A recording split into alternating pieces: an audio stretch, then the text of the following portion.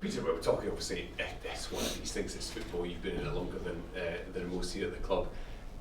You can't win every game. No. And sometimes it's just those fine lines. Often we say in Scottish football, and football generally, the first goal's the key goal, particularly if you're away from home and they got it. And I suppose you've just got to put that game to bed now and bounce back this weekend. Yeah, absolutely. The result on Saturday, it's not what we wanted. We've won 4 out of 5 this season. I think sometimes you just need to take stock where you are, not get too down about the situation. I know, when you start so well, you get that defeat. It can be a bit of a post-mortem type thing, looking into it. And we didn't perform the way we should do. We'll learn from it. The manager spoke to us about certain aspects where we can improve, but I think it's how we bounce back this weekend, and hopefully we can get the right result and a positive result. Yeah. The tough nature of the championship, though, it's like, I was watching on Friday. I saw a lot of Arbroath last season. Yeah. It's not a massively different team. They're a very good team. They've got some really good experienced players, and they proved it against Thistle. Yeah, absolutely. I watched that game myself, and they're a good side. They're good professionals, all work very hard for each other. Good manager, well organised. We know what's coming, and we'll prepare for it the right way. We lost in that tie, a couple of weeks ago. So I think there's that added incentive for us boys to get it right this time, and I think we deserve more from that game. Looking back at it, but we'll look at their strengths, weaknesses, and the manager, the staff. They do everything possible to give us the best platform to go and play. So. We know it'll be a tough game, but hopefully we'll get the 3 points. Yeah.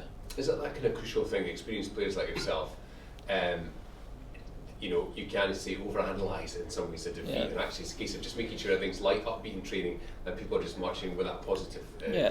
No, definitely, I agree with you 100%, and that's what we need to be. We need to get back out there, work hard, everyone be positive. I think that's the best way to go about it. Everyone be positive and on the front foot, and we'll get back to the way we should be and the way we have been playing the previous 4 games of the season. And that's the main aim. Everyone to be in the right frame of mind and pointing in the right direction. I often think with Dundee United as well, particularly, I know we can overanalyse what's happened in the past few seasons, but this is a big train, and the crowd, the attitude of the crowd, it feels like there's really something ahead of steam building. Yeah, definitely. I've noticed it since I've come to the club. People are putting things together and putting it in the right place, and just little bits and bobs that are making the players feel better, and it's just the whole place is upbeat. And it was a disappointing result, but these things will happen at the weekend, and it's how you bounce back now, and that'll be the test of the character of the club and everyone involved. So we all feel positive, and something could happen really special here. I'll steal a question away from David.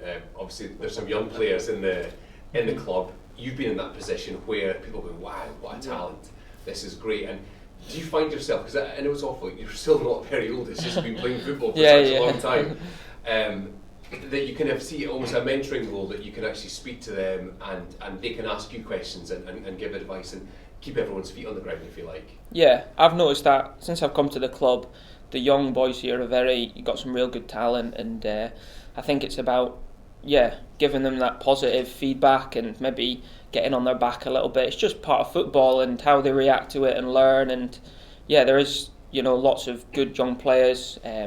Louis Apiri's come in, done very well. You've got Declan Glass away at Cove, who he's been on unbelievable form, and you see him in training every day. Scott Banks, Logan Chalmers, all really good players. So it'll be interesting to see how they get on in the future, and they'll get their opportunities, and it's whether they take them or not, and hopefully they will. But they're all good lads, and they're not just good players, they're good off the park as well, and willing to learn, which is important.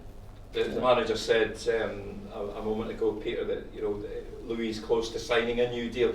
How much of a coup would that be for the club, and how impressed have you been seeing him at close quarters in training and during games? Yeah, Louis, he's direct with the ball. He's exciting to watch. He's got full of energy. He's a good lad, and he works very hard for the team, and he's willing to learn, and that's the most important thing. And it's these kind of boys that you want to be, get them new contracts, get them in about us, learn the game, and he can provide a lot of good things for this club. And it's about them performing but learning the game as well at the same time, not just individually, I've got to do this. It's about learning the game, and they'll improve with that. And it'll be great to see Louis sign a new deal, and hopefully he will do, yeah.